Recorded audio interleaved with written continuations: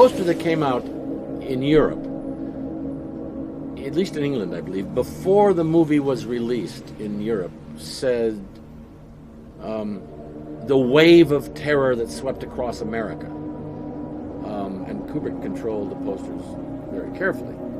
Now, it made you do a double take. I remember seeing it in Europe. I was the Rome bureau chief at the time for ABC News, and I remember looking at it, the wave of terror that swept across America. What's he talking about? And you'd sort of think that he was talking about the impact of the book The Shining, maybe. The impact of the movie that had just opened over there, maybe. Didn't quite fit. The wave of terror that swept across America from Portland, Maine to Portland, Oregon, was the genocidal armies and the white men with their axe clearing it all and bringing in extractive industries, among many other good things as well. But that was the wave of terror that swept across America, terrifying, of course, the American Indians.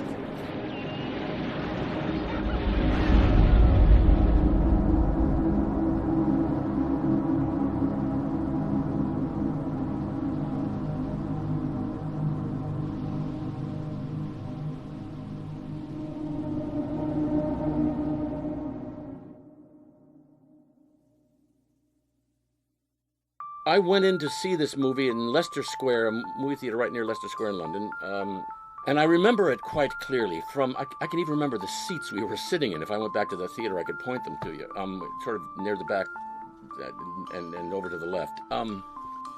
From the moment of the opening, astonishing helicopter shot, I was terrified. I had no idea what was coming. I remember sort of sitting on the front edge of my theater seat there to keep from falling off. And I remember gripping my belt buckle with my left hand, I think it was. Yes, my left hand, sort of to keep from falling off the edge of the seat, and to try to control my terror as I watched this movie. I had no idea what was coming. I hadn't read the book. I'd barely seen any of the posters. And I remember that I was stunned when the movie was over. We left the theater, went down into our underground car park to get into the car to leave. And as we were driving up out of the car park, I was sitting in the back left seat.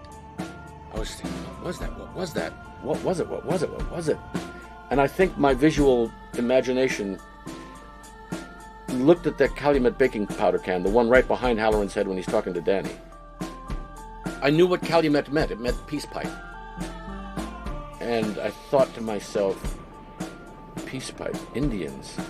Oh my goodness, they're all over the place in that movie.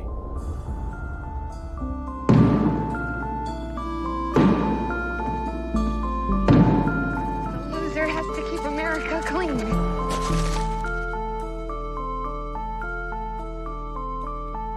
And I suddenly said to my friends, that movie was about the genocide of the American Indians. And they said, what are you talking about? And I started explaining it, because I'd noticed the Calumet baking soda can. In the first time we see one, it's a single baking powder can straight on, and you can see the whole word Calumet. So there's no duplicity, like the little girls represent later. This is an honest treaty, an honest peace pipe between them. The other time we see the Calumet baking powder cans is when they're very carefully placed behind Jack Nicholson's head when he's talking to Grady.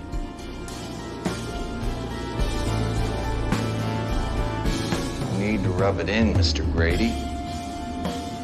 I'll deal with that situation as soon as I get out of here. There's about 6 or 7 of them stacked up, and they're all turned different ways, and you can't read any one of them completely.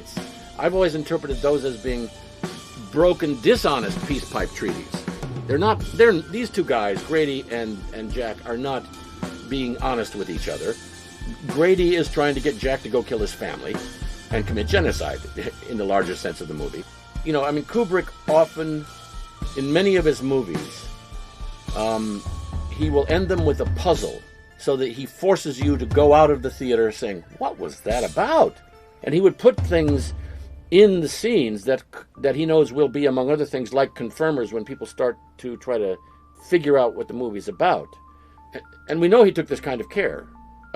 There's a photograph in one of the books that actually shows Kubrick carefully arranging objects on the shelves in that dry goods room. I thought afterwards, how come I saw this and a lot of other people didn't? And I've thought about it. It's a combination of factors. First, I grew up in Chicago and therefore just north of the Calumet Harbor, and spent summers up in the sand dunes of Michigan, around on the other side of Lake Michigan. My father took me and my sister out to collect little bits of Indian pottery. I'd already covered at that point in 1980 5 years of the Lebanese Civil War.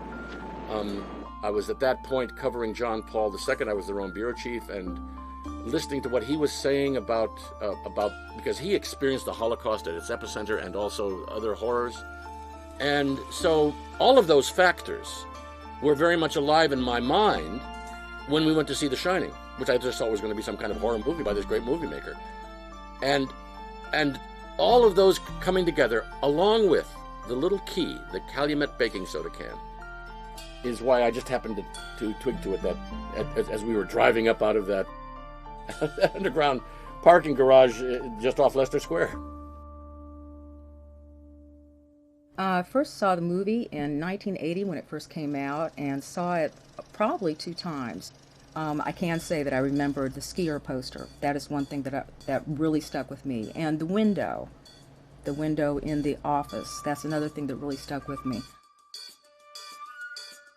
And I remember, in the newspapers afterwards, people being disappointed. And I remember people that I knew, yes, in dialogue afterwards, being disappointed that it was not more a horror film.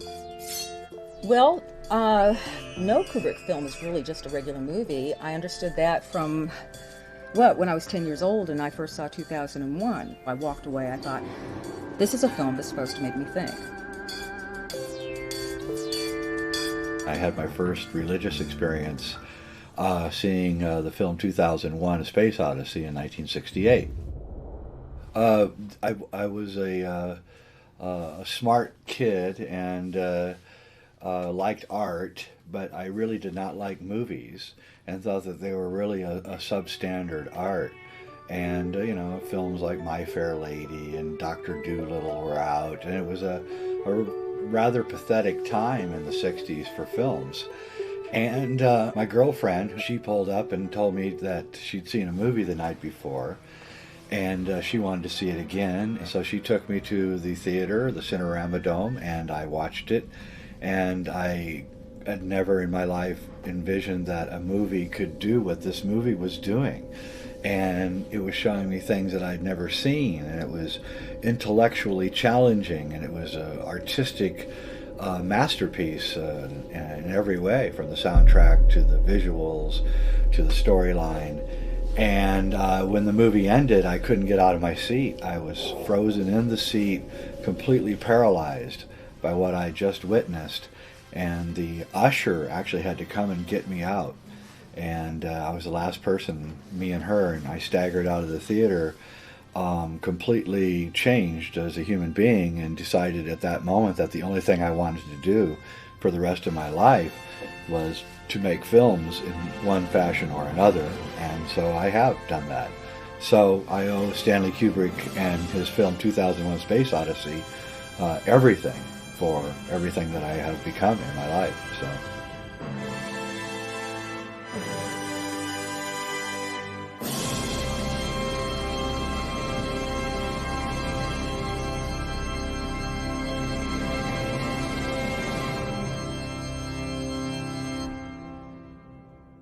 I saw a number of Kubrick films before I had an academic interest in him, and then I went to see The Shining in 1980, and frankly I didn't think that much of it. I thought the other Kubrick films that I'd seen were far superior, but as I thought about the film afterwards, and even when I wasn't thinking about it, there were things that bothered me about it. It seemed as if I had missed something. And so I went back to see it again, and I began to see patterns and details that I hadn't noticed before. And so I kept watching the film again and again and again. And since I'm trained as an historian, and my special expertise is in the history of Germany, and Nazi Germany in particular, I became more and more convinced that there is in this film a deeply laid subtext that takes on the Holocaust. I think it probably was the typewriter, which was a German brand, which might seem arbitrary, but by that time I knew enough about Kubrick that most anything in his films can't be regarded as arbitrary, that anything, especially objects and colors and music and anything else, probably have some intentional as well as unintentional meaning to them. And so that struck me, why a German typewriter?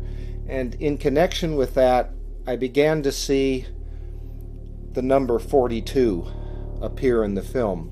And for a German historian, if you put the number 42 and a German typewriter together, you get the Holocaust, because it was in 1942 that the Nazis made the decision to go ahead and exterminate all the Jews they could, and they did so in a highly mechanical, industrial, and bureaucratic way.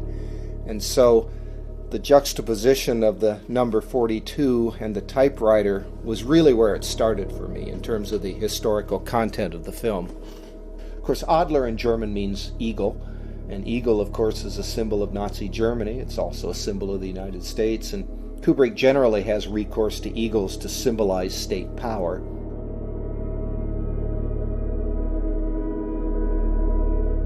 Kubrick read Raoul Hilberg's The Destruction of the European Jews.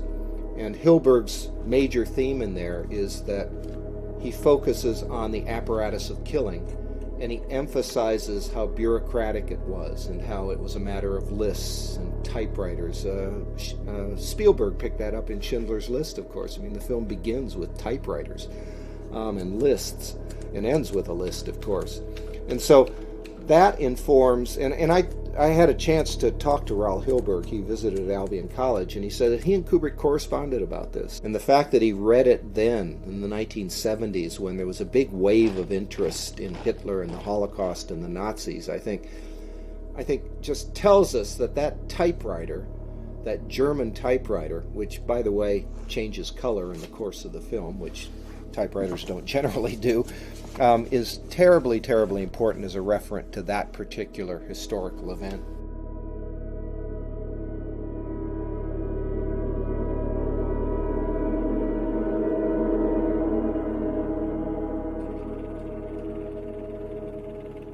I worked in a film archive for a decade, kind of like fast-forwarding through World War II 10 times a day. But, you know, like, when you see things over and over and over again, their meanings change for you. Like, when you see like World War II newsreels, like, after a while you come to realize that it's all faked. Like, that you are not seeing troops storming Normandy. You're seeing troops storming a beach in Hollywood. Like, you're not seeing a plane flying to Japan. Like, you're seeing a plane flying over, New Mexico. What you're really being shown is, like, staged heroism, Like, you're seeing men moving with machines, but you're not seeing what they're talking about. And I think that's something that Kubrick plays on. Like, he plays on your acceptance of visual information, and also your ignorance of visual information. Like, he'll often, like, put little special clues that you see, like, in the corner. Every scene there's an impossibility. Like the TV doesn't have a cord. Even something simple as like they bring too much luggage up. Jack glances over at a pile of their luggage that they brought, and it's about the size of a car. I mean, a lot of it is jokes. Like, they're taking the tour. They're crossing the street from the maze to go check out the garage. Like, a car is just about to hit them, and then it cuts right before.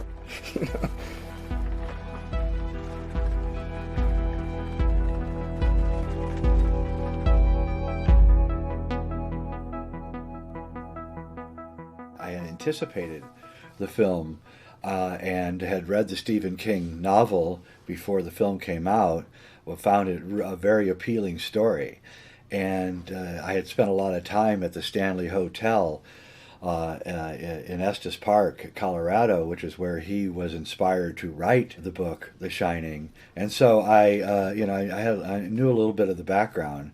And when Kubrick's film came out, I was first in line to see it, of course, and I was just really disappointed and walked out of the theater wondering what the hell I had just witnessed. And actually, my reverence for Stanley Kubrick diminished after that. I was disappointed, but I still watched it every few years, and I couldn't understand why I was so attracted to watching a film that I actually didn't like.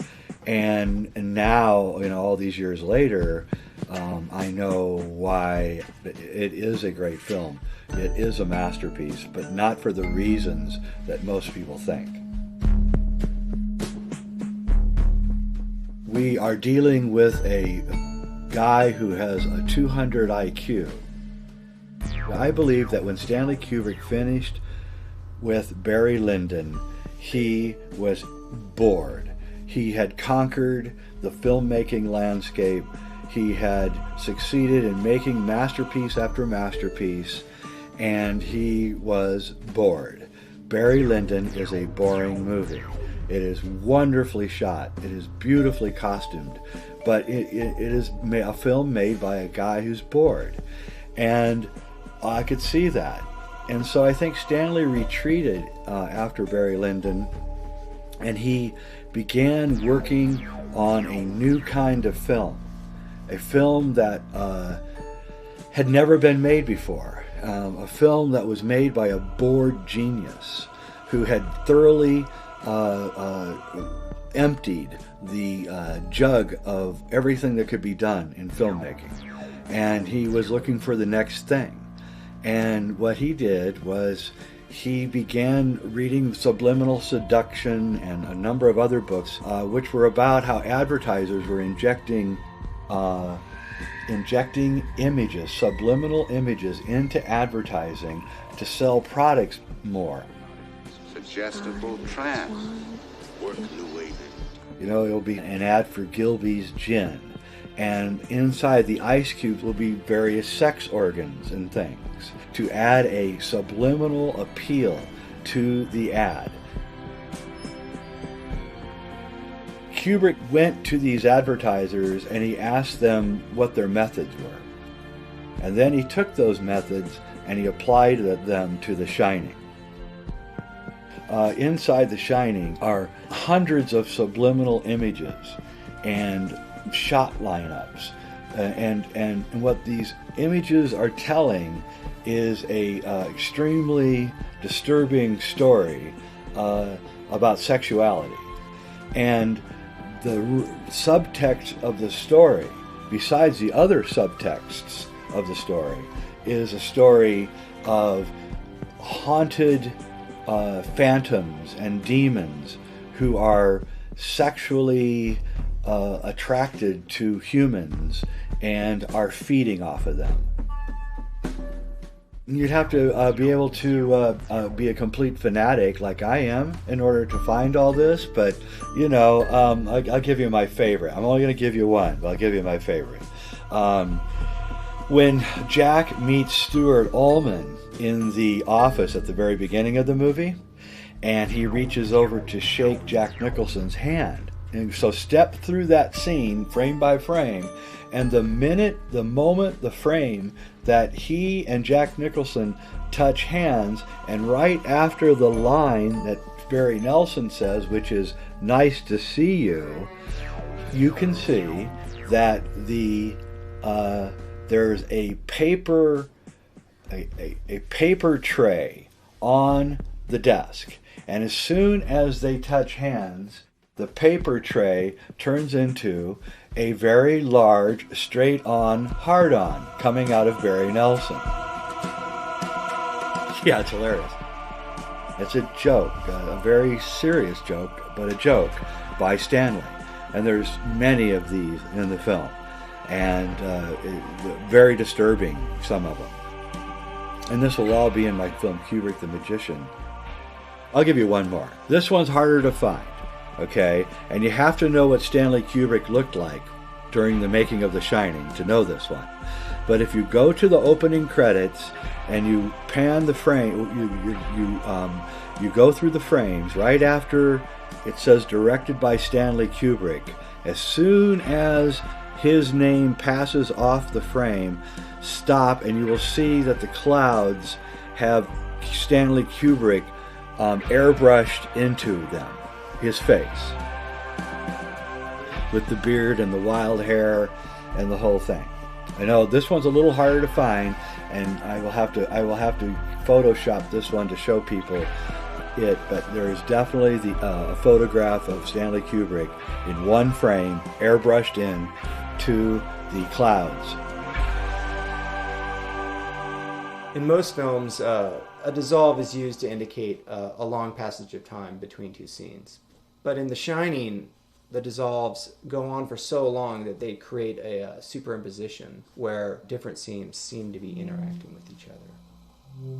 For example, you have the exterior and then a tracking shot of the lobby of the camera moving along the western wall toward south towards the entrance, and you see a janitor mopping the floor, but it looks like he's a giant mopping clearing the forest, because he's mopping like a vacant area in the forest. And then the ladder lines up with the pyramid form of the exterior of the hotel, which in the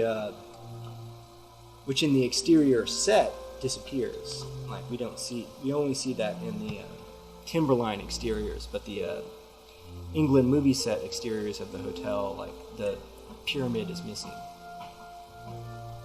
And it seems as if the hotel then takes both sides of the Timberline Hotel and then kind of like makes a composite of them. So it's a perceptual shift of making people look like giants, also making the hotel look larger or smaller than it is. I mean, these things kind of litter the movie. But then the shot goes on. We see a janitor pushing a folded up bed on wheels, and then he's followed by another guy who's carrying one coffee table, and then another guy is carrying one chair. Like, what? Where are these guys going with these light loads? You know. Then we see Jack sitting on a chair eating lunch, and the manager and his assistant crosses paths with two women and just as you see in the corner of the screen, you just see it for a second. You see one of the women is wearing a number 13 jersey. Can you hear that, my boy yelling? Hold on one second. I'm gonna see if I can see if I can calm him down.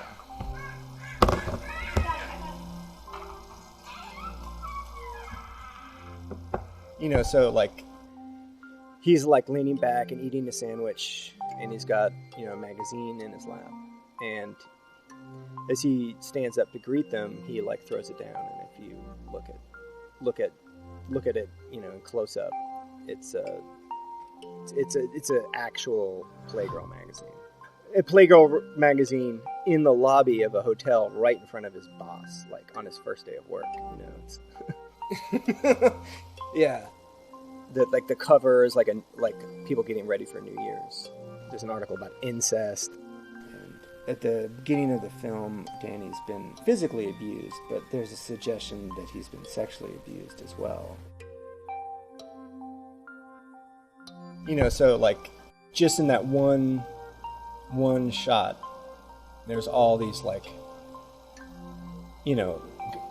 complex things going on in the background, like things that are choreographed to match up exactly. Like we see a guy carrying a entering the room carrying a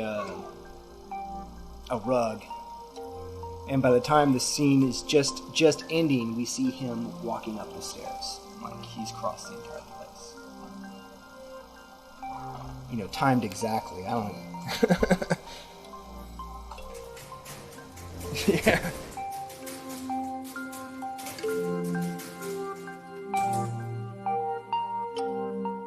When Holman is leading the Torrances out of the elevator and into the Colorado Lounge for the first time, there's a pile of suitcases, and in the dissolve into that scene, the scene before, a group of tourists are standing in the lobby, and those tourists dissolve into the suitcases. Now, as an historian of the Holocaust, I find that very, very striking, and certainly not accidental, because he's using those sort of cross dissolves. That could be, along with the latter, where he's trying to make substantive connections as well as formal ones.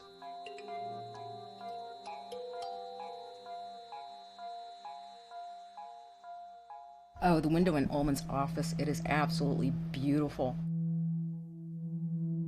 The casual viewer isn't going to see so many things in Kubrick's film, although I think they may register unconsciously, but they're not going to, perceive perhaps these things because, as I've said, he presents them as being real.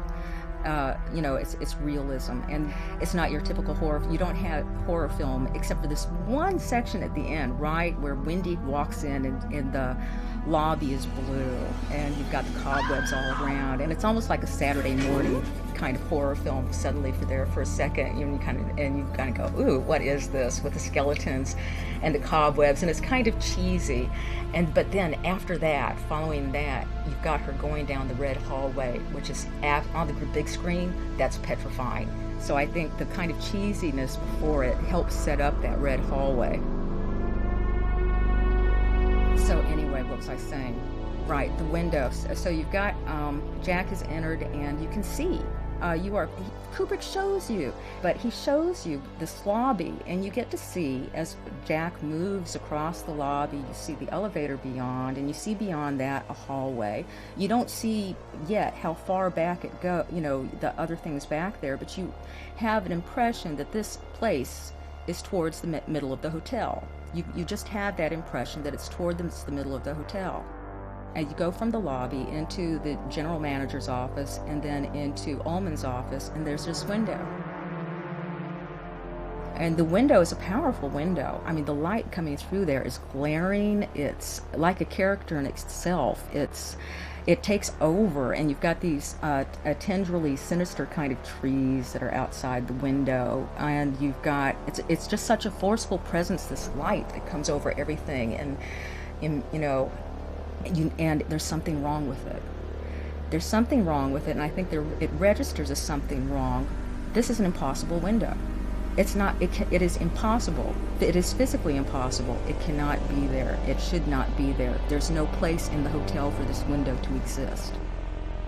It's only finally towards the end of the film that you have the realization that there are several hallways in succession behind the office. You see it when Wendy, when she's later down there and she sees DeColleran's body after he has been killed. You have her in that hallway behind the office. So really, no, what can I tell you about the maps? No, I did not sit down with graph paper. I did not even begin to attempt to do them to scale. Let me see, I can't say which room I started off with. I don't remember. And just went through and decided I was going to try to do as much as I could, feeling that I felt eventually that there were places that I could plot out, such as where the girls were killed. I was not absolutely sure at that point when I started out doing the maps where the girls were killed, but I felt that it was somewhere back around the area where they lived. Suite number, what? They live at suite number 3. When Jack is sitting typing at his typewriter and Wendy comes in and interrupts him while he's working. And in one shot of Jack Get a lot written today? sitting at the typewriter, a one shot, you look back behind him, and of course you can see very clearly, because Kubrick was the master of depth of field. He kept everything in focus, so he would have lots of space in which to put things that he wanted you to notice. And in the first shot behind Jack sitting at his typewriter, back against a wall behind him, probably 10 or 12 or 15 feet, is a chair. And then there's a switch to a one shot of Wendy saying something. Hey, the weather forecast said it's going to snow tonight. And then the camera switches back to Jack, and the chair is gone. What do you want me to do about it? And my students and I always have fun with that, saying, well, continuity error? Could be. Or it's not.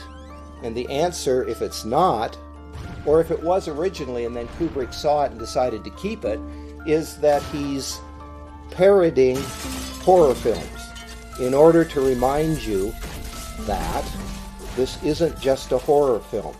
And there's another one in The Shining that's, I think, less well noticed, and I think it's even more clearly substantive. When Danny has his first vision of the elevator gushing blood, and the camera is tracking toward him past the open door of his bedroom and toward the hall and the bathroom, open bathroom door across the hall. And his bedroom door, as you would expect, a kid's door, has lots of cartoon characters on it. And the one who is most apparent, because it's right at the edge of the door, and it's the largest one that you can see, and it's the last one you can see as the camera moves past it, is one of the 7 dwarfs, and it happens to be Dopey. Okay. Subsequently, after Danny has passed out, Wendy and the pediatrician leave Danny's room, and as they do, they of course go out his door, and you again see the door, the open door with all the cartoon characters on it, and Dopey isn't there. Now, again, continuity error? I don't think so. I think what Kubrick is saying is that before, Danny had no idea about the world, and now he knows. He's no longer a dope about things. He has been enlightened. Anything you say, Lloyd. Anything you say.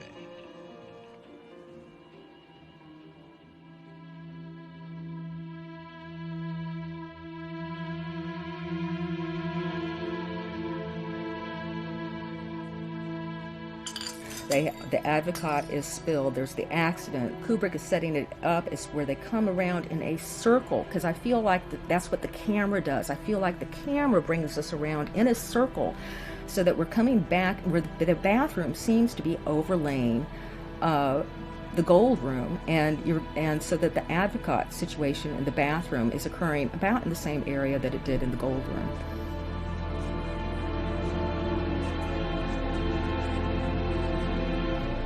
They use the camera to create an emotional architecture in your mind, but at the same time showing you that it's false. The set is so completely plastic that its contradictions pile up in your subconsciousness. Halloran is showing Wendy, the place where she will, basically entrap Jack. Entrap him both physically, but also that will be the last straw for the management of the hotel, and it's in the storeroom that he finally is like, okay, now I'm gonna do it. And the opening of that door is the famous only thing that supernatural happens in the movie that can't be explained any other way. Yeah. But except it can be explained another way, and that Danny lets him know.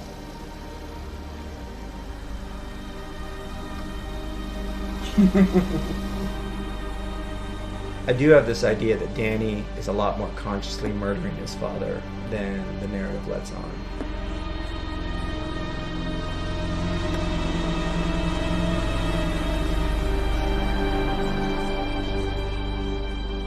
know, it's weird. Like, you notice how, like, Wendy's walking backwards when she's having that confrontation with Jack in the lounge, you know, and she's being drawn up to the hexagonal hallway room. And you see Danny shining at the beginning of that. You know, like he's in his room, and there's like lights flickering in his eyes. Like, is Danny drawing his mother up the stairs so that she can, you know, sacrifice Jack on top of that, you know, weird pyramid?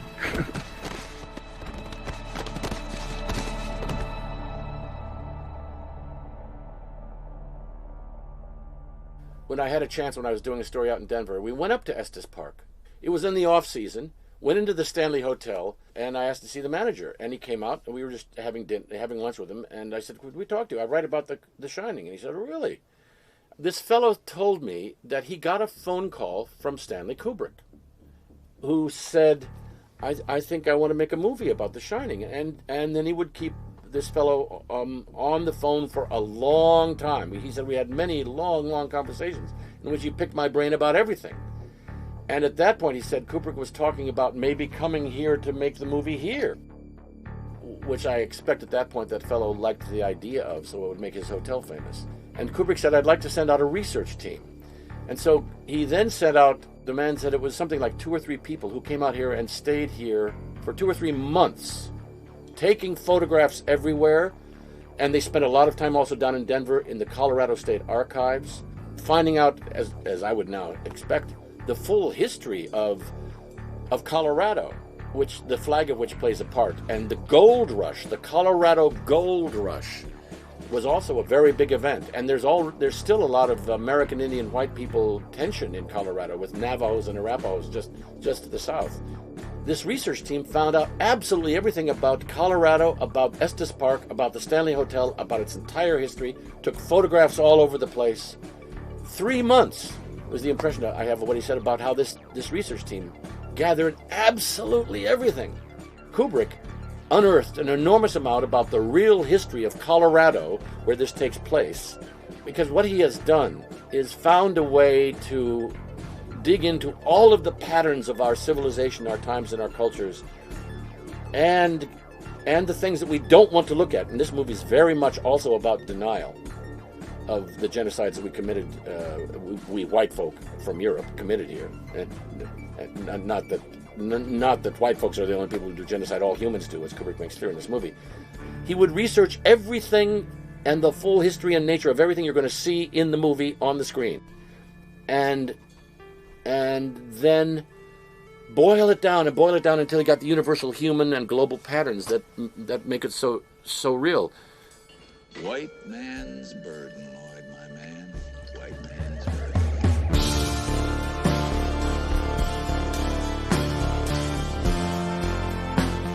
I like you, Lloyd. I always liked you. You were always the best of them. Best goddamn bartender from Timbuktu to Portland, Maine. Or Portland, Oregon, for that matter. Thank you for saying so. And what does it mean, Jack saying you always were the best of them? Starting in Timbuktu, Jack, the school teacher, was never in Timbuktu, but Jack, the universal weak male hired by armies to go commit atrocities, has always been there. Now, of course, the word Portland is neat because it means where we landed, or where the British or the Europeans landed. And Portland, Oregon, is where they may have taken off from to go further west. Kubrick is thinking about the implications of everything that exists. You know, the power of the genie is in its confinement, as the great American poet Richard Wilbur said. Boiling it down, 10,000 years in a little lamp, you got to get your act together. But that's the essence of great art. It's like a dream. It's boiled everything down to an emblematic symbol that's got all of life in it. Now, if you'll allow me to make a little bit of a link here. As I've been thinking about this more in recent years, what we now understand to be the nature of what dreams are, it seems to be, the general theory is that it's a way for the brain to boil down all of the previous experiences and then add in that day's experiences as well to see what kind of overall universal patterns there are to be found, so that you can be aware of what the patterns are out there so that your subconscious will be all the more ready to react suddenly when you see something dangerous happen or something important happen that may lead you to a mate or to some food or away from danger. And therefore, the way Kubrick made movies was not unlike the way, according to these current theories, our brains create memories and, for that matter, dreams. That's the ultimate shining that Kubrick does. He is like a mega brain for the planet who is boiling down with all of this extensive research, all of these patterns of our world, and then giving them back to us in a dream of a movie, because movies are like a dream. And that's related to why I think there's a lot of evidence that what Kubrick also gave us in The Shining is a movie about the past. Not just any past. The past. I mean, pastness. It's a movie about how the past impinges. That's what ghosts are. That's what those skittery voices in the opening shot that are following are about. There's two phrases from T.S. Eliot that I often think of when thinking about The Shining. One of them is I think it's both from T.S. Eliot, the nightmare of history. How can we awake from the nightmare of history? And the other is his phrase, T.S. Eliot's phrase, history has many cunning passages. And I think both of those phrases are directly apt for The Shining, in which we see many cunning passages in the maze and in the hotel itself, and in which the past becomes a nightmare, and in which Kubrick shows us how you escape from the nightmare of the past by retracing your steps, as Danny does in that last line, which means acknowledging what happened or learning about the past, and then getting out. Only if you are going to be able to shine and see what the patterns are so you know how to get away from them and avoid them and go for the good things. I mean, The Shining is his movie about how families break down, whether they're an individual family or the larger societal family that tries to break up individual families. And his last movie, Eyes Wide Shut, is the opposite. It's about a family sorely tried, Bill Harford and his wife and child, that survives all the horrible temptations that are in our DNA.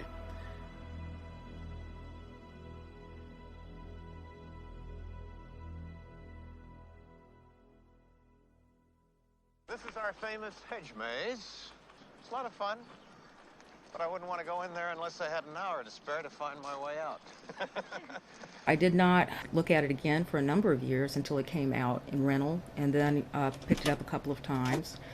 And you had 3 days in order to watch a rental, and so I can remember watching it over and over again during those 3 days and really taking a good look at it then. And I was able to think, oh, yes, this is what I remember. This is what I thought I saw, and then catching more things. But it wasn't, of course, until DVD came out that I was really able to sit down and take a good look at it as far as just running through it over and over and over again. Kubrick presents these things where it's realistic. You're not supposed to see what's actually going on. You've got Danny, he's in the game room, he turns around. We're supposed to be focused on the two girls there.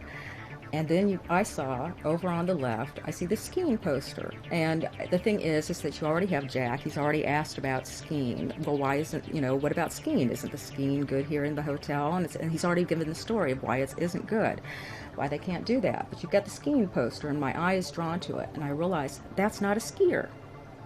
That's a Minotaur. It just leaped out at me. And so that was something that I was able to look at later on VHS and say, yes, I had actually seen a Minotaur there.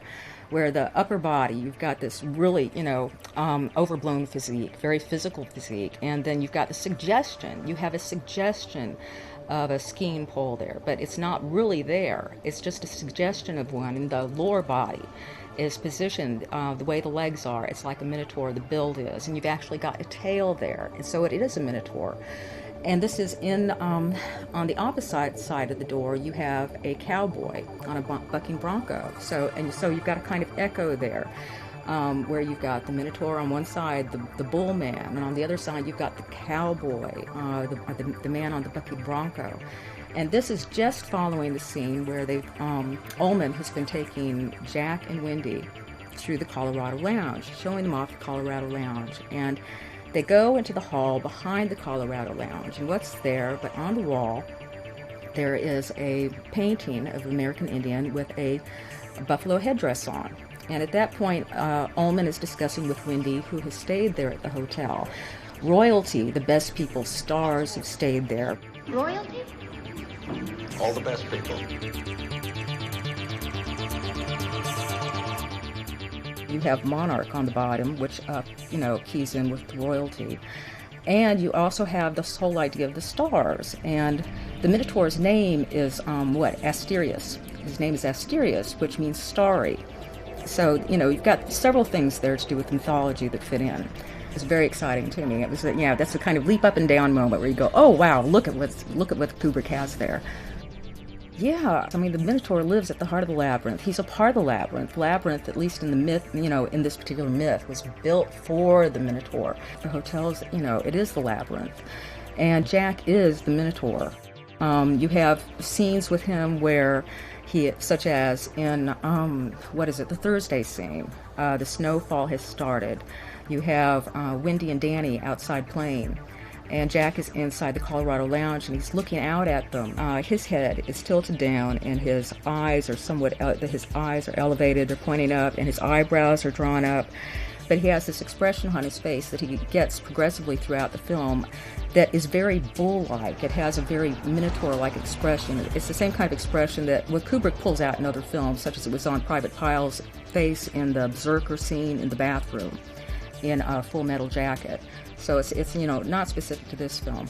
There's more Minotaur imagery. There's in Labyrinth imagery, there's the Gold Room. In front of the Gold Room, you have the unwinding hour sign, and that plays in with the labyrinth, where you have Theseus enters into the labyrinth, and he has the thread with him that he ties at the beginning that assists him in going through the labyrinth where he can find his way back out. And so I see the unwinding hour sign as having to do with that thread. For a while there, I was into baseball. And I get very excited with baseball when I'm into baseball. I can be by myself and I will be leaping up and down. And Kubrick is like that for me, where all I have to do is see the Minotaur poster there. And I go, oh my goodness, look at this. Because you're not supposed to see the Minotaur. Danny is shown riding his big wheel through the hotel 3 times. The first ride, I think, is about realism. That's Danny is doing a loop around the lounge set. He goes through the service hallway, and then he goes through the lounge, and then he goes back into the service hallway.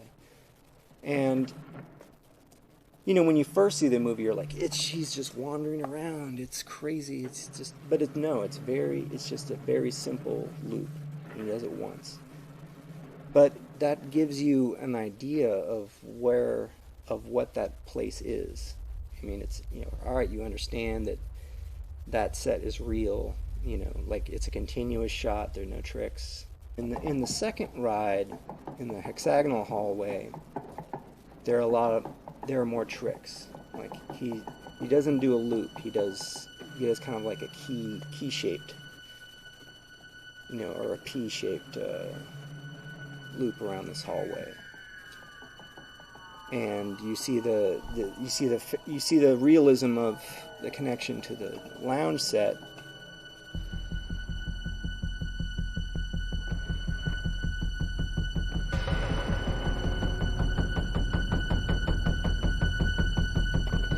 But you also see the fakery of the fake elevators. And you see, for just 1 second, you see the big stained glass windows out of the corner, and in the corner of the frame, right before he takes a turn around the elevator. And like that's incredible, because like that connects that whole hallway to the giant Colorado lounge set. That's just for 1 second. They didn't have to do that, But it's a metaphor, because he's also elevated. He's one level up from where he was before. Like he starts in the same place, just one floor up.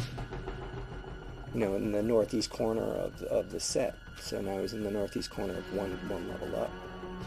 And if you take it as a metaphor of like going from a mundane reality to up into your head to more of a fantastical reality. The third one is even stranger, because he starts off in the service, starts off in the same northeast corner of the lobby service hallway, and then he takes a turn, and suddenly he's upstairs in the area outside outside their apartment. So like, it's a kind of a combination of the first two, where like he's down low and then he's up high, and then he takes a turn and he's in that yellow and blue wallpaper. Let's say that's in the service hallway area. He's right outside his parents' bedroom. So there's this connection between him going on these big wheel rides and dreaming. Like, he's near his bedroom. He's near, like, you see his parents are working downstairs, but he's upstairs. Like, you see his mom on the telephone, and then he's flying away. He goes above her to the bedroom, which is above where she's working. And just as the hexagonal hallway is above where his dad is working. So these big wheel rides become like a visionary way of Danny to explore his parents' headspace. Like room 237 that's his father's fantasy chamber, where like he gets it on with the witches. And the twins are like his mother's fantasy headspace, where like they're these double blue women who want to play with Danny forever and ever. We're all gonna have a real good time.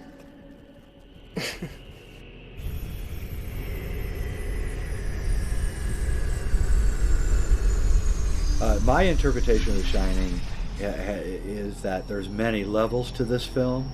This is like three-dimensional chess, and he's trying to tell us several stories that appear to be separate but actually are not. And he's doing this both through the overt script that he wrote. He's telling it through tricks of the trade, the subliminal imagery, and these constant retakes giving him odd angles and things. And he's also telling you through the changes that he made to the Stephen King novel. So if you watch those three things, you begin to understand this deeper story. And this deeper story has its birth, I guess, in the idea that Stanley Kubrick was involved with faking the Apollo moon landings. In fact, I contend that 2001: Space Odyssey, in part, was a research and development project for the Apollo footage that was shot. I'm not saying we didn't go to the moon. I'm just saying that what we saw was faked, and that it was faked by Stanley Kubrick. And I've had Hollywood special effects people from the 60s and 70s who were front screen projection experts tell me that I absolutely have nailed the Apollo footage as being the result of front screen projection. Just go to any Apollo site and look, and you will see that they have to hide the bottom of the screen, and you can always see the set screen separation line in every Apollo footage, every Apollo image, and the video footage that has a background. And Richard Hoagland, the researcher, has looked into the Apollo imagery, and he has found all sorts of problems with it, because in the sky around the astronauts he's found reflecting lights and refracting things and kind of a junk and geometry and things that are in the sky, and he concluded wrongly that there are gigantic alien cities made out of glass. What he's really seeing is the reflections of light off the tiny beads on the Scotch-Light screen, which is being used in the front screen projection process. And so once I nailed the front screen projection process inside the Apollo footage, then I became interested in seeing if Kubrick left any clues in the rest of his career to his possible involvement in faking the Apollo moon footage, and I was overjoyed about 2 years ago when I received my Blu-ray copy of The Shining, and I put it in my Blu-ray machine and sat down one night to watch it, and I realized that all of the things that one could imagine that Stanley Kubrick would have had to go through to fake the Apollo moon footage, and there in the movie, every time that Stanley deviated from the Stephen King novel, he deviated into those exact questions. You know, what was it like to make a deal with the U.S. government? What was it like to accidentally tell someone what you were doing and to watch them possibly have to suffer the consequences of your lack of integrity? What was it like to lie to your wife and tell her that you were doing one thing when you were doing another? What was it like when your wife found out what you were really doing? These are the questions that I had long before I'd seen The Shining again after maybe an 8 or 9 year absence. And I wasn't sure I was right for the first hour. I wasn't sure that I had actually, I wasn't sure if I was blurring the line between what I wanted to see and what I was seeing. And then at about 58 minutes in the film is the famous scene where Danny's playing with his trucks and he stands up and he's wearing the Apollo 11 sweater with a rocket taking off. Then I knew I had nabbed it. And then I started watching the film with an intensity that I don't think I've ever watched a movie before. And every line began ringing true. Wendy, that is just so typical of you. Don't you know I have obligations to my employers? Do you have any idea what a contract is? Do you know what an agreement is? Jack Nicholson's whole tirade against his wife, that's Stanley. That's Stanley telling his wife that, after she discovered what he was doing, which was the Apollo footage.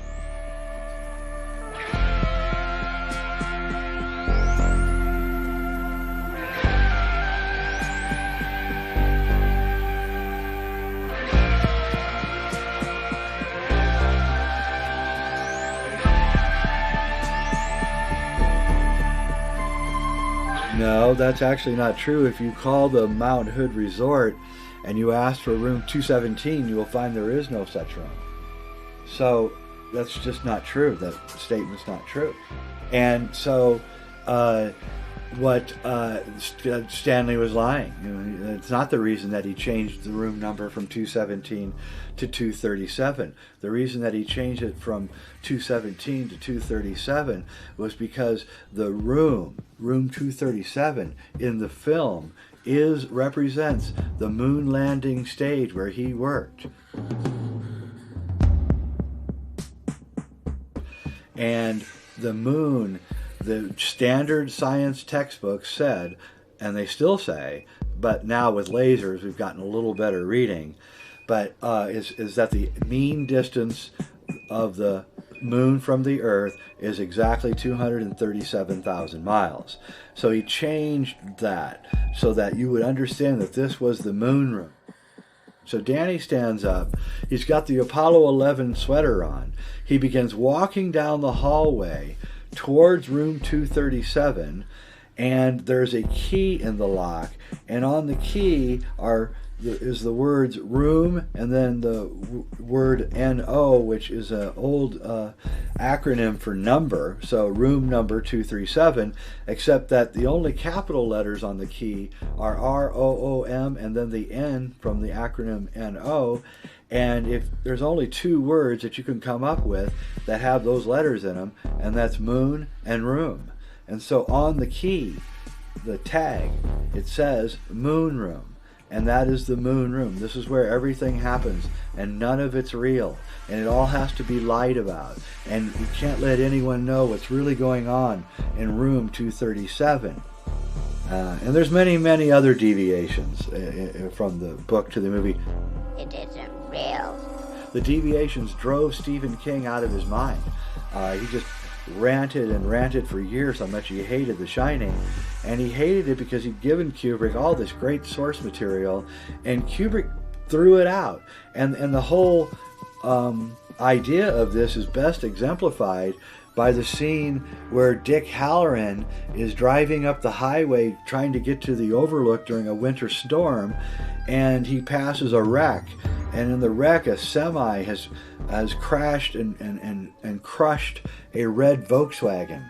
And this is a direct message from Kubrick to King, because in the novel Jack Torrance's car is a red Volkswagen, but in the movie it's a yellow Volkswagen.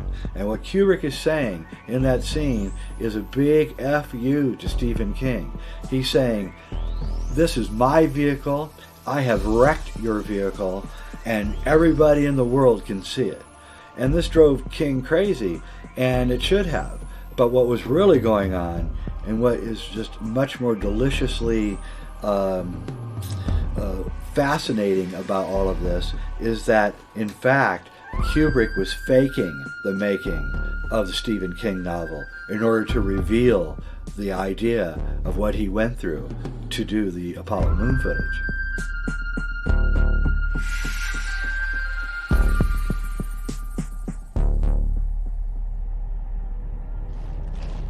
My argument as far as Kubrick goes is that he was a preternaturally observant child.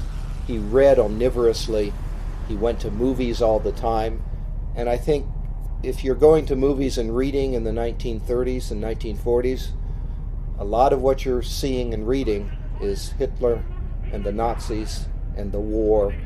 So, as a sensitive kid, he must have been alive to these things, and I don't think he ever forgot anything. And which is why his films are so rich. Little pigs, let me come in. Not by the hair on your chinny chin chin. Then I'll huff, and I'll puff, and I'll blow your house in. Well, the Three Little Pigs, I mean, I don't remember. That might have been one of the things that Jack Nicholson might have ad-libbed initially. Kubrick was a great believer in that. But even if it was, I think the selection of that particular little rhyme certainly fits in with the time periodization I've just been talking about, because Kubrick would have run across that when he saw The Three Little Pigs as an Academy Award-winning cartoon in 1933. And so it comes out of that period. And so the whole idea of a wolf, which during the 1930s gradually transformed itself in popular mythology and popular culture from being a symbol of want and of hunger in the Great Depression into a symbol of enemies, enemy nations, enemy peoples, military aggression. And of course, this reflects the rise of fascism and Nazism in Europe. But initially, the wolf at the door was an anti-Semitic stereotype and caricature. That initially, the wolf wears a disguise, and the background music is clearly Eastern European sort of klezmer or Yiddish music, and it's a classic example of early 1930s Walt Disney anti-Semitism. So I think there are layers of meaning in The Three Little Pigs, and since Kubrick was a Freudian, and we know that he used a Freudian work in doing the screenplay for The Shining, Bruno Bettelheim's, the uses of enchantment, and it's a Freudian analysis of the meaning of fairy tales. And in The Shining, we can see the fruits of that when they're constantly making reference to Hansel and Gretel. I feel like I'll have to leave a trail of breadcrumbs every time I come in. And the witch in the oven and children being burned and so forth, which of course is also perhaps suggestive when it comes to the Holocaust.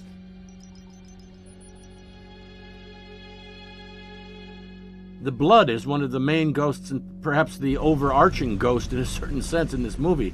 We first see it when Danny, at the beginning of the movie, is at the sink in the little apartment down in Denver or Boulder, wherever it is, And he's talking to Danny, why didn't you want to go there? And then suddenly Danny shows him blood. And as we learn a little bit later, the Overlook was built on the Indian burial ground between 1907 and 1909. It started in 1907. It was finished in 1909. The site is supposed to be located on an Indian burial ground, and I believe they actually had to repel a few Indian attacks as they were building it. So presumably, we can imagine the elevator shafts sink down into the very bodies of the Indians, so to speak, and that's where the blood is coming from. Literal blood of the Indians.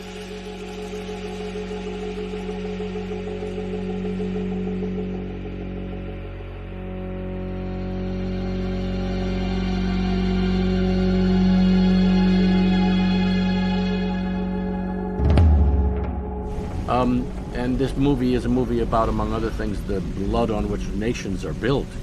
Certainly the United States with the genocide of the American Indians.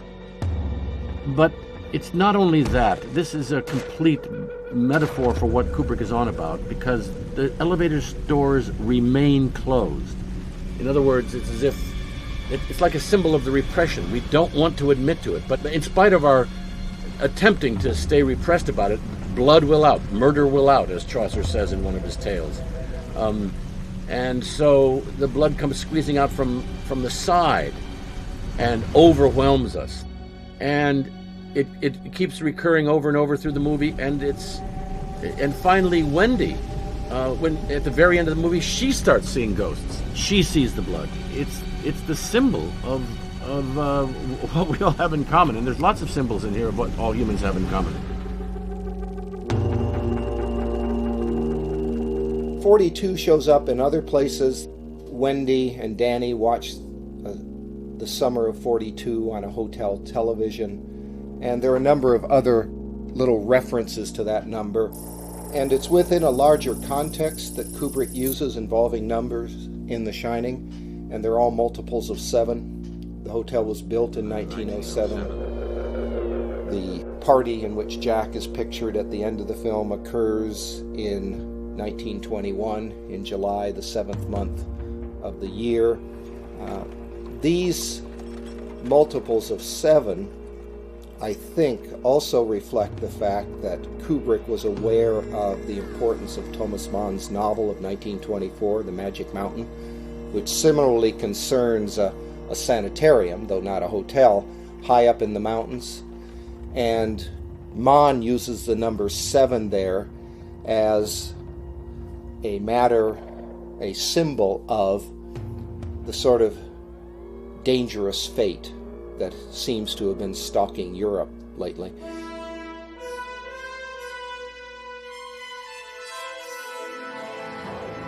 And in the novel Lolita, Nabokov uses the number 42 as a symbol of fate and Humbert's paranoia, the idea that he's constantly being tracked and that his life is doomed. And even though Kubrick in his film of Lolita only uses the number once, interestingly enough on a hotel room door, I think at some level of consciousness Kubrick was always also drawing from Nabokov's use of that particular number as a symbol of danger and malevolence and disaster.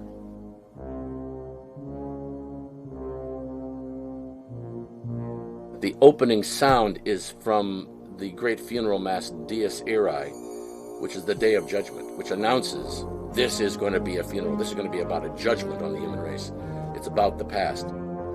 But I think I remembered that my impression from the opening scene, in which that astonishing helicopter shot gives you a totally creepy feeling. You're looking at great, beautiful nature, but you know you're in a following something. You're like flying along on top of this little tiny insignificant car. It's the ultimate point of view shot without telling you who the point of view is. If you want to stop and think about it, you think this is a helicopter shot. But for the general audience, all you know is that you are like a ghost, you are like an angel, you are like something that flies with supernatural abilities across the landscape of the planet. And the soundtrack had that skittering, I can't imitate it, but that skittering music that sounded to me, and I was conscious of this the first time I saw the movie, like the thousands of voices from the past, the cloud of witness, as the phrase is in, well, Dorothy Sayre uses the title for some story. The cloud of witness, all the ghosts from the past. And I didn't know, were these the voices of the many crowds of aliens or of ghosts or of, I didn't know what, but already that skittering high music with that follow shot across the lake and then across the car itself. It was the ultimate in spooky, because you had the feeling this car is being followed and it doesn't know it, and we're following it. I mean, I could go on for a long time about the symbolism of that with regard to what The Shining really is. And The Shining, as we come to understand it, is seeing through all the layers of history and the horrors of history, even autobiographically, in that scene where Grady and Jack talk in the blood red men's room, and Grady says, "Your son has a very great talent. I don't think you realize how great it is. He's a very willful boy." And Jack says, "Yes, he is a very willful boy." Did you know, Mr. Torrance, that your son is attempting to bring an outside party into this situation? That's Kubrick. And what he's trying to do is bring the audience and humanity into this situation. In this movie, he is trying to get through to us all, the human race in the movie theaters watching this, that we are doing these things but don't see it, that we are committing these horrendous things over and over again and then forgetting it, which is, of course, he represents many, many times in the movie, by having characters seem to know something and then not know it and forget it. You chopped your wife and daughter up into little bits. I don't have any recollection of that at all. That's like the human race. We commit atrocities and then forget it.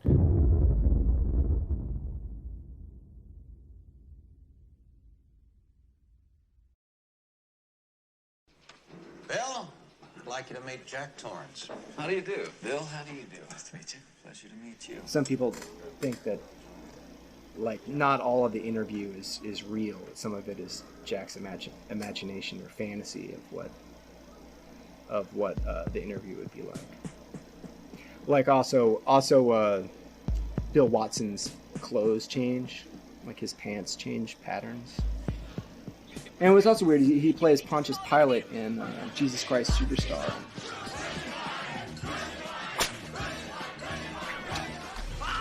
Really playing against type and just being this sort of cipher. I mean, in a way, he's kind of Jack's double. Kind of in the same way that Bill Harford has a double in Eyes Wide Shut. You know, he goes to that blonde woman's house whose father just died, and her fiance looks exactly like Tom Cruise. You know, it's the same haircut. I've always thought that Bill Watson, the little assistant, and by little I mean he's sort of a shrunken figure, to Ullman, who was brought in and sits there looking sort of dour and resentful and quiet, and whose skin color is sort of half, it's not white, it's sort of toward brown. I've always thought that he sort of represents somebody from a subdued race. He seems a little bit diffident. When Ullman says, "Will you go collect their luggage?" he says, "Fine." Fine. And as they're given the tour all around the hotel, Bill Watson is always trailing behind as somebody who's going to be a little factotum to go get things. I've always thought he sort of maybe represented, you know, the condition in the dominant, arrogant culture that the Indians had at that time. He is the silent guardian for the government. Stuart Ullman represents the face of the U.S. government, and that's why Kubrick gave him the toupee that makes him look like John F. Kennedy. And I think he is the guy who's silently watching everything, and, you know, CIA, I guess, kind of NSA guy, and he probably represents the real managers of the house, of the Overlook, and Barry Nelson is just the person that's out in front. He doesn't say a thing. He's the summer caretaker, and he seems to me to have certain correspondences with Wendy. Jack really doesn't work around the hotel. Wendy gets in there and she does all the work. You do get the feeling that Jack's going to be doing his work, because he seems a little like leery of Jack. Like, I've been in job interviews, and I've always found that second person they call in is like the person you're actually interviewing for.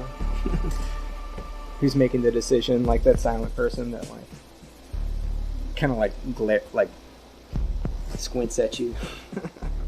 Yeah, and he sighs when he's asked to move Jack's luggage.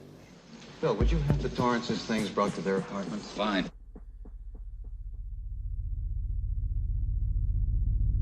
There's a dissolve which fades from a wide shot of the final black and white photo to a close-up of Jack's face, and just for a second there,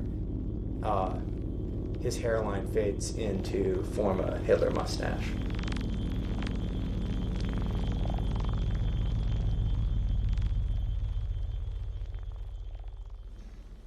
I think a lot of things happen right here in this particular hotel over the years, and not all of them was good.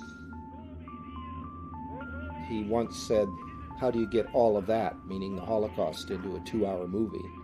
I think he found the Holocaust of such evil magnitude that he just couldn't bring himself to treat it directly, which is why he used the form of a horror film to treat it indirectly. I believe Kubrick, possibly consciously, has solved a kind of problem that history has, which is that it's very hard for many people to connect emotionally to a gigantic big killing we hear about in the past. People who don't have direct family experience of it themselves may hear the statistic, Hitler, among other things, killed 6 million Jews in his Holocaust. 6 million is a number too big. I mean, Stalin is reputed to have said, you kill one person, it's a murder and a tragedy. You kill 1 million people, it's a statistic. He was talking about a psychological fact. And, Stalin himself, who was, starved about 3 million people in Western Ukraine in the 30s, on purpose. My point is that it may be that Kubrick was conscious of having offered a kind of way to bridge that inability to feel for those gigantic statistics. In that, if you go and see The Shining innocent the first time and are terrified, you're just terrified, and you'll always remember being terrified. And then go back aware of what the symbolism and the general larger pattern meanings of the movie are. Then you can begin to make something of a connection, saying, oh my God, I remember being terrified for the individual little Danny and Wendy here. And that feeling is actually is for people who were symbols of victims of all kinds of horrendous genocides. And of course, his wife has subsequently talked about, how close he came to making his Holocaust movie, The Aryan Papers, but that he got more and more and more depressed and was relieved when he had an excuse not to do it. He used Schindler's List, as saying, it's already been done. That struck a bell with me. And I've done a lot of stories as a journalist about people who study, either talk to people who are victims of horrors or study it. And Freud talked about it as the contagion. The depression seeps into you. Kubrick had a wonderful comment about this. Somebody asked him, but isn't it true that your movies are showing us just the horrendous side of humanity? That's awful bleak. And Kubrick said, no, but there's something very positive about it as well. And that is, it shows at the very least that we can get our minds around what that horror is. And Danny from the beginning has his mind all over the problem. He's looking at it. And in a way, Danny's big wheeling back and forth up and down the hallways. Danny is learning that hotel. He's learning all the horrors. He's seeing them. But they're just in the past. And Halloran gave him the secret. He said, remember, Danny, remember what Tony tells him. Remember what Mr. Halloran said. They're just like pictures in a book. They're not real. Now, that's a really important lesson. People who shine, who see through history, understand that the past simply does not exist, except in one place, and that's the present tense instant of the mind, remembering it.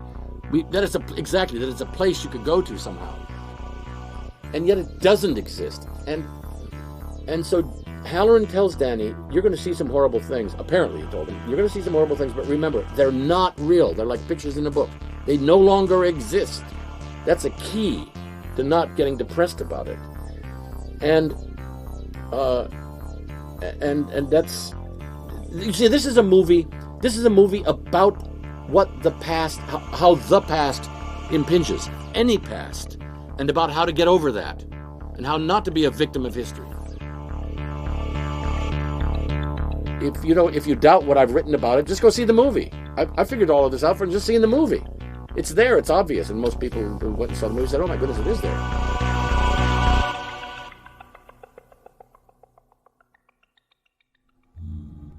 Okay. Yeah, I was, obsessed with The Shining and reading all the online analyses of it, and was particularly a big fan of the Mastermind's lengthy analysis of it. And he had one phrase that kind of stuck in my mind, that The Shining was a film meant to be seen forwards and backwards. And he didn't mean at the same time. He meant that with the mirror form metaphor that's central to the film, that things forwards and backwards happen throughout the film, and that people walk backwards in the film. People talk backwards. If you reverse the film, it has a format similar to 2001. All these kind of things. How at the end of the Shining, he's reduced to a screaming ape, just like in the beginning of 2001, they're screaming apes.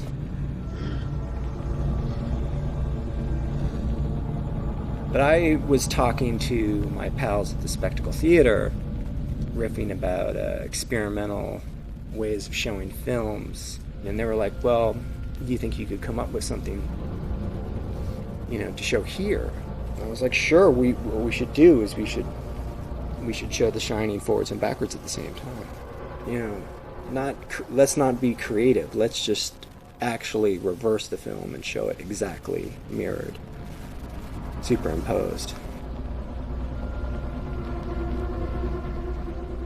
The first image is of the reflective lake. And the last image is of the inscription on the photograph, in which Jack is frozen for all time. The Overlook Hotel, July 4th ball, 1921. So those superimpose make it seem like a postcard, like an invitation, like come to the July 4th ball here in Crater Lake.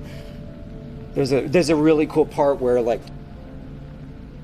the helicopters are following his car, and his name scrolls up in the credits and meets the car right in the same position where the grid of photographs, right in that photograph that he's trapped in. So his car, his name, and his photograph all line up for 1 second. Pretty cool. The interview has it's great while they're talking about, very dryly about all the murders that happened, in the superimposition, Jack's running around with an axe going bananas, There's a lot of just great superimpositions of people's faces lining up, Jack's got the death look, and he's staring through Danny's face as Danny's eating a sandwich. And then there's a lot of things. There's a lot of there's some fun jokes, but then there's serious stuff where the hallucination, the visions that Danny has, you'll see them overlaid on top of other situations. Like the twin girls are overlaid on top of Wendy, which if you study the film, you see that the twins are associated with Wendy. They're like her visionary counterpart. All the symbols in the movie overlap in the superimposition, backwards forwards superimposition. The murdered twins are overlaid across Jack's face, and it looks like he looks like a clown, and makes like a clown mask. You know, there's blood everywhere, and like blood on his lips, and blood coming out of his eyes, and like, you know, Danny takes a, you know, like Danny has his hands over his face, and it's Jack is looking out from his head, and then he like peeks out, and he sees Grady, and then Grady and Jack continue their conversation into the next scene, which is where he's watching television, and it's like they have this, their lips are like in the TV. Jack and Grady's lips are in the TV, and these masks are formed by the windows. And it's like Danny's envisioning, you know, the pact between Grady and Jack. Like sneaks into the bedroom, like right through Jack's head, right in between them. And just like that scene that's the scene where Danny is testing his father, like, do you really, you know, like, do you like this place? You're not going to hurt us, are you? Like, Danny kind of knows that his dad has lost it.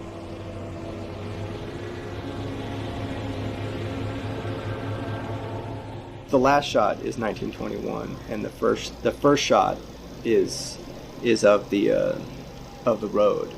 Ullman mentions that it was finished in 1921, so it's a way of returning the narrative back to the beginning.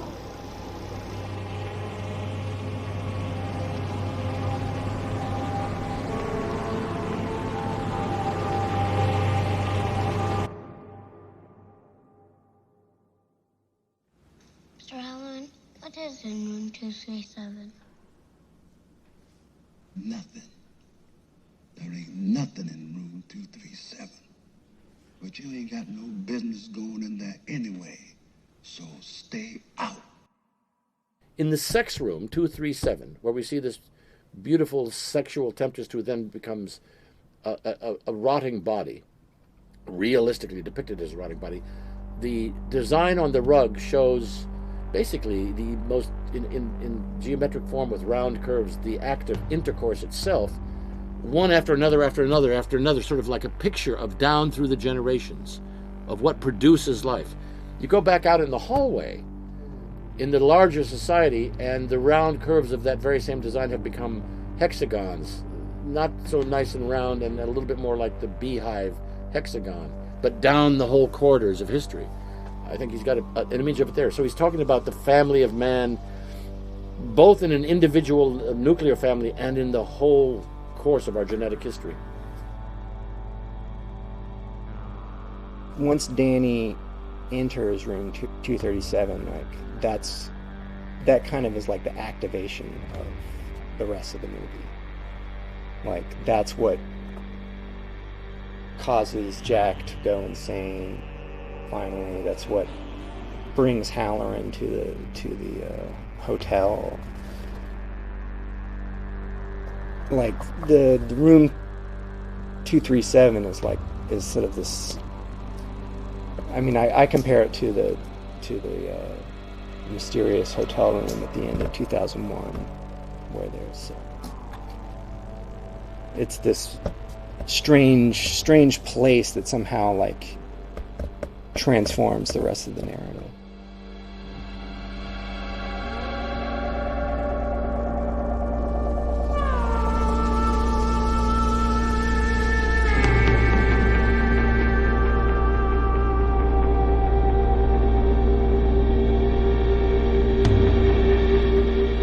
The Shining takes place on the top of a mountain in kind of like a, you know, magical, shape-shifting environment. And like travel is traveling out of it. You know, instead of 2001 where you're traveling to something, the point of The Shining is to escape, is to travel out. And room 237 is like is kind of like the escape pod of the hotel.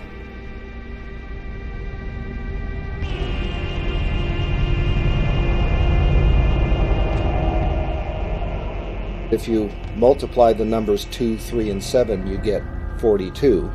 Now, I admit perhaps I'm grasping at straws there, but it is consistent with a pattern of reference in the film. Another thing which my film Kubrick's Odyssey really reveals is the carpeting on the floor during the famous Danny scene where he stands up with his Apollo 11 shirt.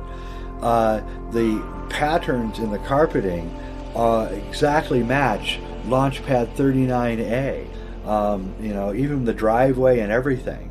And if you notice in that shot, the pattern on the rug changes when Danny stands up. The carpet is reversed, and there's no pathway there anymore. The pathway that the ball took rolling down towards Danny is gone now. It's no longer there because it's reversed, and you get a sense of a closure. Now the hexagon is closed. It's almost like he's been closed in.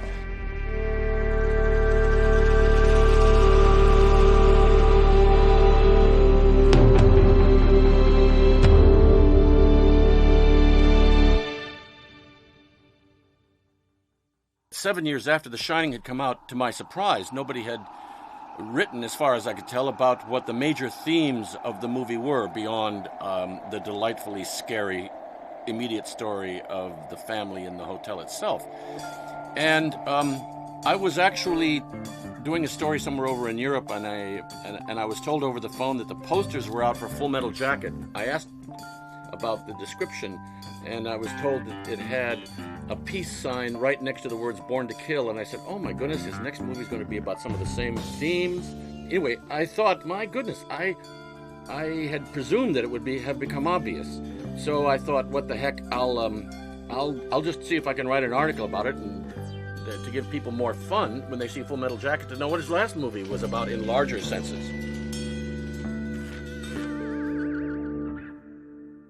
I've gotten a lot of flack from people who work for NASA, and I want to tell them that I'm not saying that we didn't go to the moon, and I'm not saying that their technology that they helped build isn't great and awesome and everything. I'm just saying that what we saw was faked, and I know I have it proved with the front screen projection process. As far as what the government has done, I fully expect my taxes to be audited next year, to be honest with you, and I've had visitations, and they're definitely watching me for sure, and they're not too happy with what's going on here, and I think they're probably very worried about the next film, and that one will be the really explosive film.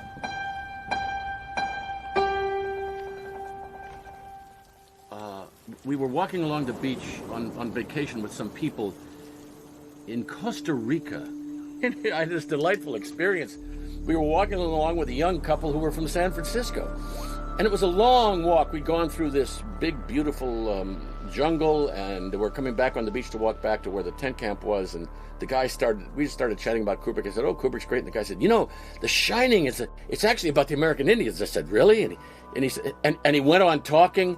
And I said, really? And I just couldn't resist just playing dumb for a while he told me the whole thing. I was delighted.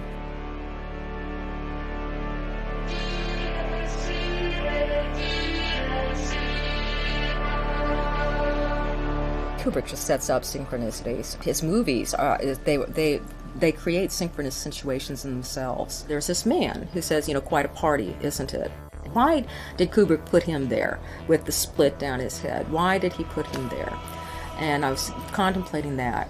And in comes my son, and he was 9 years old at the time. And he didn't know what I was working on. And he came in, and he began to tell me a story. And he said, I've just thought this up. And his character's head was split open with a chaos bolt. And the character says, talk about a splitting headache.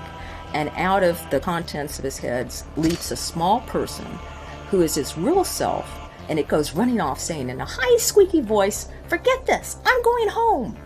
And yeah, I thought that was really stunning synchronicity. I mean, because you've got all the elements there. You've got the axe, you've got the whole idea of the lightning bolt, the chaos bolt striking the person's head, the splitting headache. You've got Tony's squeaky voice. Yeah, I thought that was quite a synchronicity.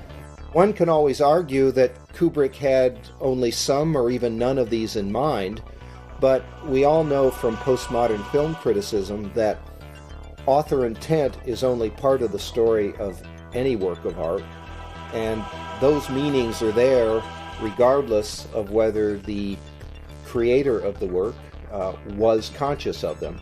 I think, if you want to know what I think the hotel is so whacked out that I don't have any clue what's going on from the beginning when you really sit and think about it. I mean, because the whole thing is so whacked out and it's so not put together. It's so, everything is so wildly out of place that the closer you get into looking at things, the more you look at them, it's kind of like, you know, the scene in Eyes Wide Shut where Bill goes, you know, he returns, he retraces his footsteps, and he goes back to the mansion where he was, and he's told to stop your inquiries, they will serve you no purpose. It's almost like it gets to that with The Shining. The more you magnify things, the more you look at them, the less purpose it serves, because it's so out of whack. None of it makes sense from the beginning. There must be a lot of stuff in there that nobody has yet seen, and so people ought to keep watching it.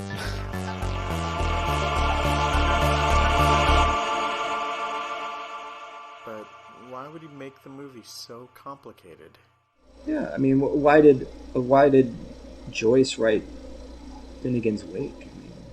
I mean, it's a way of like opening doors from like a hermetically sealed reality into possibilities. It's also a way of trapping someone like me, like who goes looking for clues and like keeps finding them, and next thing you know, you're like, man, I've been trapped in this hotel forever. Like, I'm dreaming about this place. You know, I'm like Jack. I'm like all work and no play, or the other way around. It doesn't really matter. Like, you're like in this loop. But you know, there are escape routes. Like I think he puts escape routes into this maze, into this trap. There are ways out of it. I mean, Danny finds a way out of it. You know, by retracing his steps, by going backwards and forwards. Once you start, you know, studying, you know, synchronicity and symbolism, then like suddenly like you notice in your own life, like things start popping out. Things that you hadn't noticed before. I mean, like your point of view is being altered by your study. And you know, it's quantum physics, you know, like the act of observing like affects the thing observed. Hi, Lloyd. Yeah. I mean, it gets weird because like I you know, as I've been obsessing over this thing, I've like, you know, I've been home, like I've been out of work for a while, like. I have a small son. You know, we're thinking of moving out to like somewhere isolated. I mean, things get strange. You know, like I just saw like wow, my life has actually become The Shining. You know.